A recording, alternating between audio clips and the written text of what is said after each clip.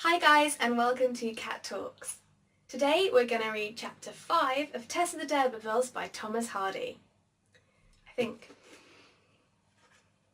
Can I count? Yes!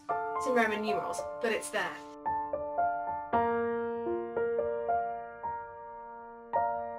What happened in last chapter? Oh yes, we met Tess's extended family, her brothers and sisters and her mum and dad. Her mum and dad spent the entire evening in a drinking establishment, celebrating the fact that they're now rich and famous. And it seems that Tess is the more responsible of the entire family. So let's plunge in. Rolliver's Inn, the single alehouse at this end of the long and broken village, could only boast of an off-licence. Hence, as nobody could legally drink on the premises, the amount of overt accommodation for consumers was strictly limited to a little board about 6 inches wide and 2 yards long, fixed to the garden palings by pieces of wire, so as to form a ledge. On this board, thirsty strangers deposited their cups as they stood in the road and drank, and threw the dregs on the dusty ground to the pattern of Polynesia, and wished they could have had a restful seat inside. Thus the strangers. But there were also local customers who felt the same wish, and where there's a will, there's a way. In a large bedroom upstairs, the window of which was thickly curtained with a great wooden shawl, lately discarded by the landlady, Mrs. Rolliver, were gathered on this evening nearly a dozen persons, all seeking beatitude. Beatitude? They want to get drunk. All old inhabitants of the nearer end of Marlott and frequenters of this retreat. Not only did the distance to the Pure Drop, the fully licensed tavern at the further end of the dispersed village, render its accommodation practically unavailable for dwellers at this end, but the far more serious question, the quality of the liquor, confirmed the prevalent opinion that it was better to drink with Rolliver in the corner of the housetop than with the other landlord in a wide house. A gaunt, four-post bedstead which stood in the room afforded sitting space for several persons, gathered round 3 of its sides. A couple more men had elevated themselves on a chest of drawers. Another rested on the oak-carved quaffer, 2 on the washstand, another on the stool, and thus all were, somehow, seated at their ease. The stage of mental comfort to which they had arrived at this hour was one wherein their souls expanded beyond their skins and spread their personalities warmly through the room. In this process the chamber and its furniture grew more and more dignified and luxurious. The shawl hanging at the window took upon itself the richness of tapestry. The brass handles of the chest of drawers were as golden knockers, and the carved bedpost seemed to have some kinship with the magnificent pillars of Solomon's temple. Mrs. D'Urberville, having quickly walked hitherward after parting from Tess, opened the front door, crossed the downstairs room, which was in deep gloom, and then unfastened the stair door like one whose finger knew the tricks of the latches well. Her ascent of the crooked staircase was a slower process, and her face, as it rose in the light above the last stair, encountered the gaze of all the party assembled in the bedroom. "Being a few private friends, I've asked in to keep up club walking at my own expense," the landlady exclaimed at the sound of footsteps, as glibly as a child repeating the catechism, while she peered over the stairs. "Oh, 'tis you, Mrs. D'Urberville! Lad, how you frightened me! I thought it might be some gaffer sent by government." Mrs. D'Urberville was welcomed with glances and nods by the remainder of the conclave, and turned to where her husband sat. He was humming absently to himself in a low tone. "I be as good as some folks here and there. I've got a great family vault at Kingsbury sub Greenhill, and finer skeletons than any man in Wessex. I've got something to tell you that's come into my head about that, a grand project," whispered his cheerful wife. "Here, John, don't you see me?" She nudged him, while he, looking through her as through a window-pane, went on with his recitative. "Hush! Don't 'ee sing so loud, my good man," said the landlady, "in case any member of the government should be passing and take away my licence." "He's told thee what happened to us, I suppose?" said Mrs. D'Urberville. "Yes, in a way. Do you think there'd be any money hanging by it?" "Ah, that's the secret," said Joan D'Urberville sagely. "However, 'tis well to be kin to a coach, even if you don't ride in 'un. She dropped her public voice and continued in a low tone to her husband. "I've been thinking since you brought the news that there's a great rich lady out by Trantridge on the edge of the Chase, of the name of D'Urberville." "Eh, what's that?" said Sir John. She repeated the information. "That lady must be our relation," she said, "and my project is to send Tess to claim kin." "There is a lady by that name, now you mention it," said D'Urberville. "Parson Tringham didn't think of that. But she is nothing beside a junior branch of us, no doubt hailing long since King Norman's day." While this question was being discussed, neither of the pair noticed, in their preoccupation, that little Abraham had crept into the room and was awaiting an opportunity of asking them to return. "She is rich, and she'd be sure to take notice of the maid," continued Mrs. D'Urberville, "and 'twill be a very good thing. I don't see why two branches of one family should not be on visiting terms." "Yes, and we'll all claim kin," said Abraham brightly from under the bedstead, "and we'll all go and see her when Tess has gone to live with her, and we'll ride in her coach and wear black clothes." "How do you come here, child? What nonsense be you talking? Go away and play on the stairs till father and mother be ready." "Well, Tess ought to go to this other member of our family. She'd be sure to win the lady, Tess would, and likely enough 'twould lead to some noble gentleman marrying her. In short, I know it." "How?" "I tried her fate in the fortune teller, and it brought out that very thing. You should have seen how pretty she looked to-day. Her skin is as supple as a duchess's." "What says the maid herself to go in?" "I've not asked her. She don't know there's any such lady relation yet. But it would certainly put her in the way of a grand marriage, and she won't say no to going."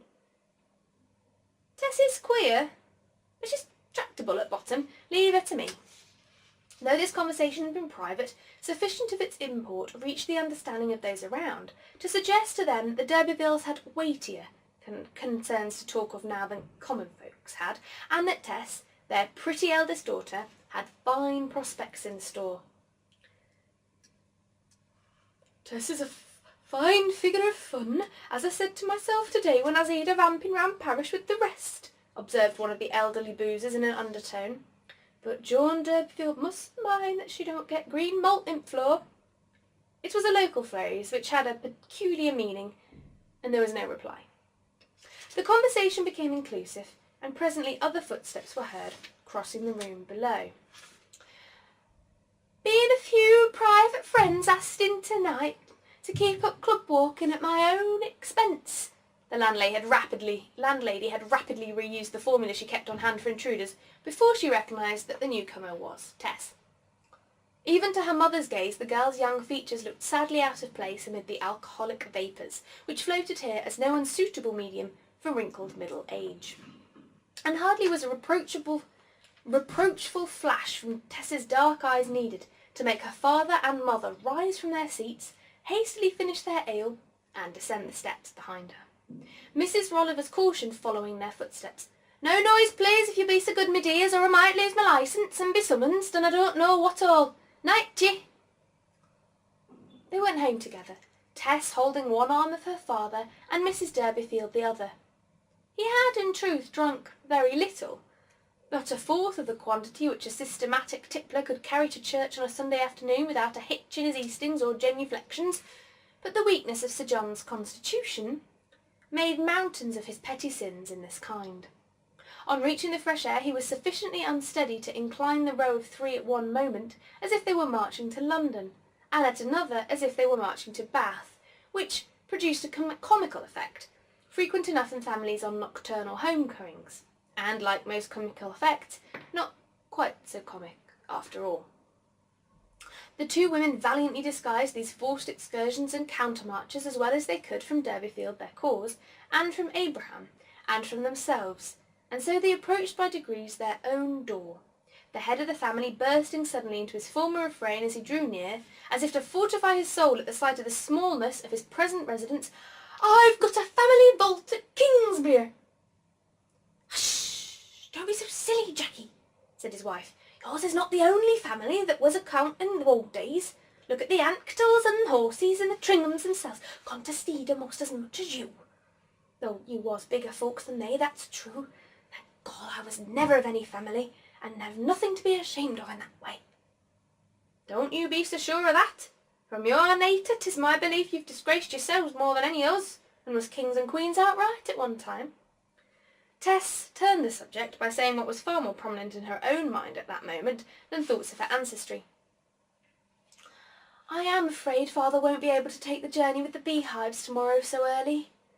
I should be all right in an hour or two, said Durbeyfield. It was 11 o'clock before the family were all in bed, and 2 o'clock next morning was the latest hour for starting with the beehives if they were to be delivered to the retailers in Casterbridge before the Saturday market began, the way thither lying by bad roads over a distance of between 20 and 30 miles, and the horse and waggon being of the slowest. At 1:30, Mrs. Durbeyfield came into the large bedroom where Tess and all her little brothers and sisters slept.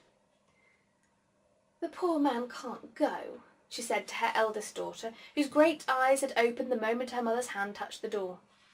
Tess sat up in bed, lost in a vague interspace between a dream and this information. But somebody must go, she replied. It is late for the hives already. Swarming will soon be over for the year, and if we put off taking them till next week's market, the call-from will be past and they'll be thrown on our hands. Mrs. Durbeyfield looked unequal to the emergency. Some young fella perhaps would go, one of them who were so much after dancing with you yesterday, she presently suggested.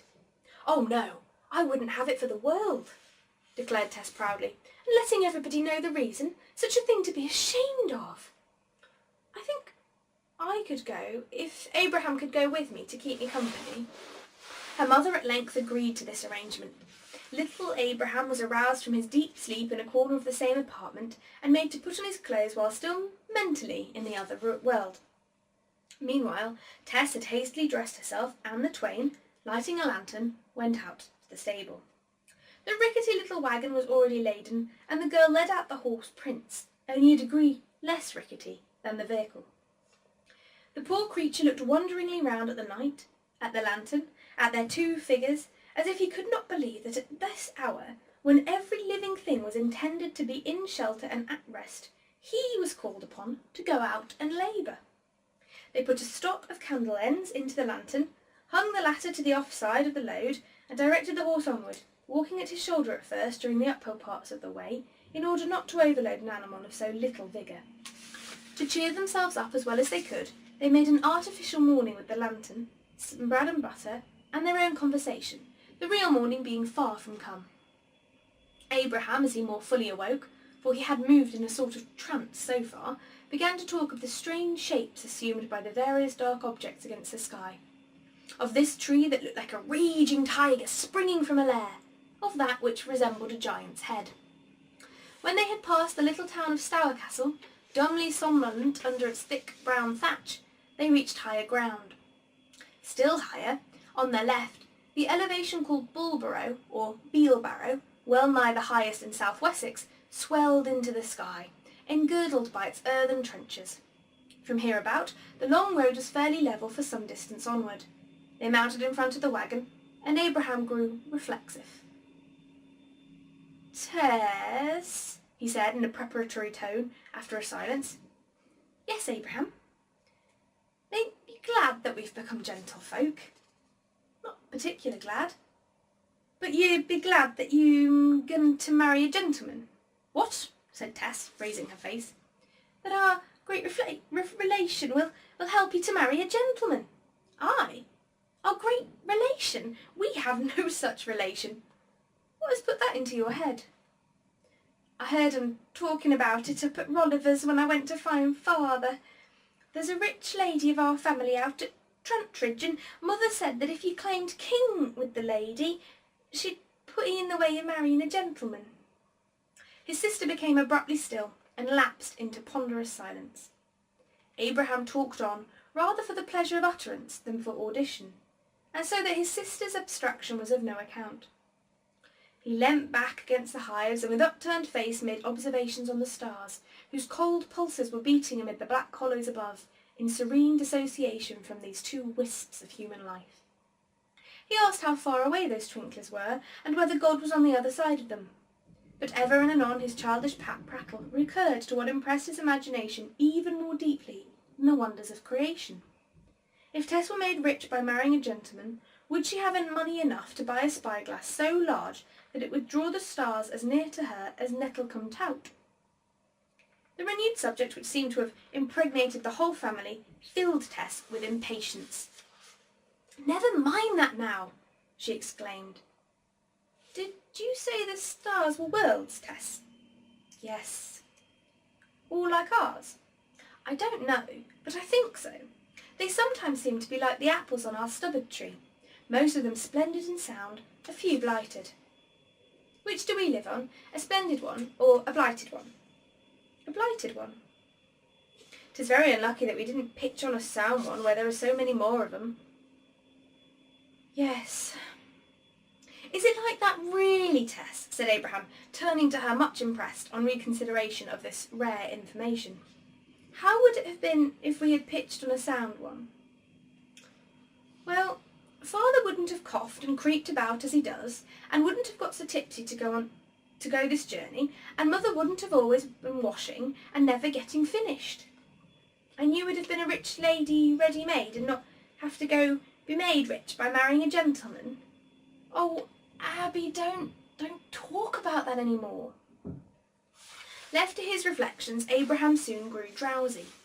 Tess was not skilful in the management of a horse, but she thought that she could take upon herself the entire conduct of the load for the present, and allow Abraham to go to sleep if he wished to do so. She made him a sort of nest in front of the hives, in such a manner that he could not fall, and, taking the reins into her own hands, jogged on as before. Prince required but slight attention, lacking energy for superfluous movements of any sort. With no longer a companion to distract her, Tess fell more deeply into reverie than ever, her back leaning against the hives. The mute procession past her shoulders of trees and hedges became attached to fantastic scenes outside reality, and the occasional heave of the wind became the sigh of some immense sad soul, conterminous with the universe in space, and with history in time.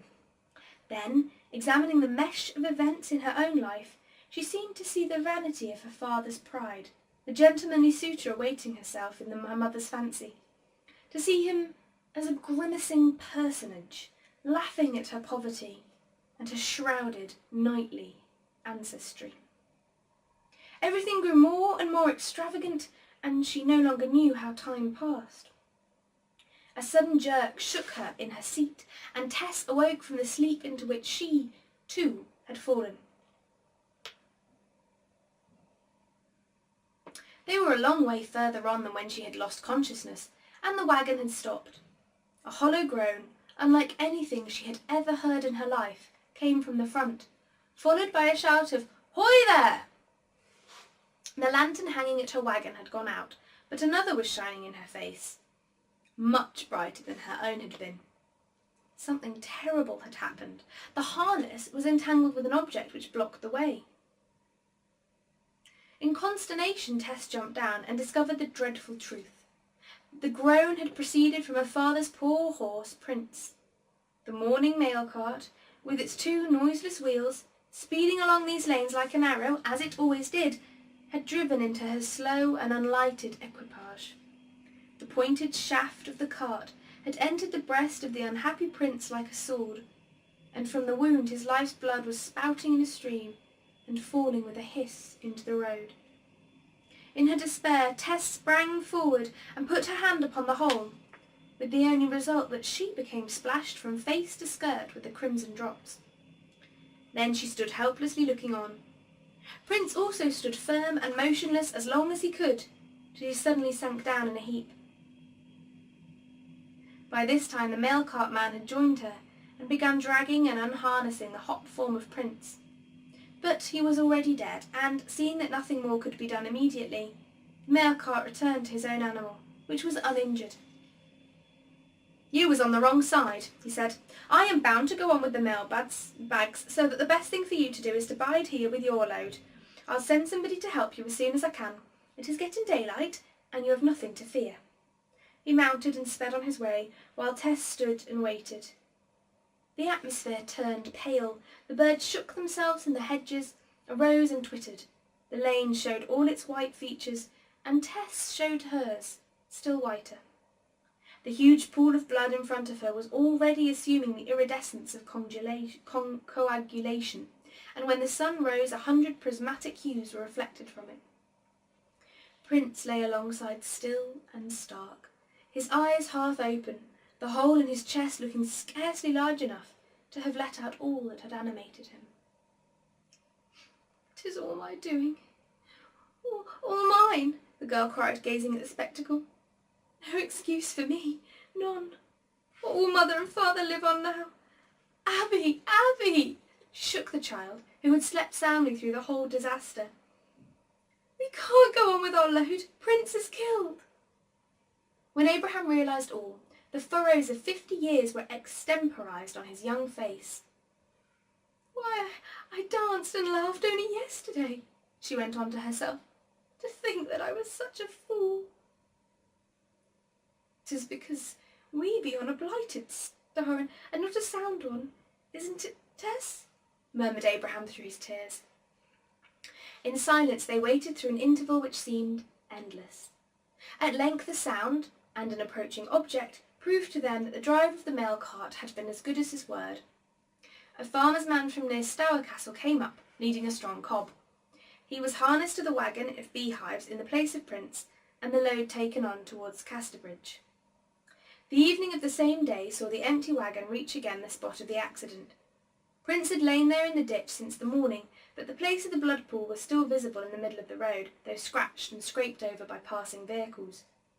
All that was left of Prince was now hoisted into the waggon he had formerly hauled, and with his hoofs in the air and his shoes shining in the setting sunlight, he retraced the 8 or 9 miles to Marlott. Tess had gone back earlier. How to break the news was more than she could think. It was a relief to her tongue to find from the faces of her parents that they already knew of their loss, though this did not lessen the self-reproach which she continued to heap upon herself for her negligence. But the very shiftlessness of the household rendered the misfortune a less terrifying one to them than it would have been to a thriving family, though in the present case it meant ruin, and in the other it would only have meant inconvenience. In the D'Urberfield countenances there was nothing of the red wrath that would have burnt upon the girl from parents more ambitious for her welfare. Nobody blamed Tess, as she blamed herself. When it was discovered that the knacker and tanner would give only a very few shillings for Prince's carcass because of the decrepitude, D'Urberfield rose to the occasion. "No," said he stoically, "I won't sell his old body. When we D'Urbervilles was knights in the land, we didn't sell our chargers for cat's meat. Let 'em keep their shillings. He've served me well in his lifetime, and I won't part from him now." He worked harder the next day in digging a grave for Prince in the garden than he had worked for months to grow a crop for his family. When the hole was ready, D'Urberfield and his wife tied a rope round the horse and dragged him up the path towards it, the children following in funeral train. Abraham and Liza Lou sobbed. Hope and modesty discharged their grief in loud blares which echoed from the walls, and when Prince was tumbled in, they gathered round the grave. The breadwinner had been taken away from them. What would they do? Is he gone to heaven?" asked Abraham between the sobs. Then D'Urberfield began to shovel in the earth, and the children cried anew. All except Tess. Her face was dry and pale, as though she regarded herself in the light of a murderess.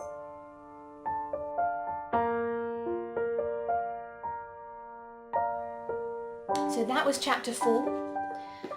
I feel like Tess's life has suddenly gotten a lot more tragic. She has a bunch of children to look after. She ferries them to and from school. She ferries her parents to and from the pub. And now her horse is dead, and she kind of blames herself for falling asleep on the job, as it were.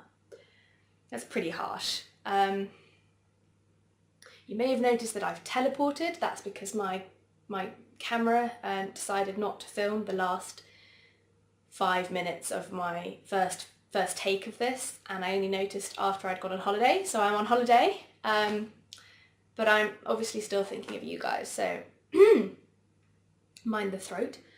I hope you guys have had an absolutely amazing week. I hope that you're snuggled up somewhere warm.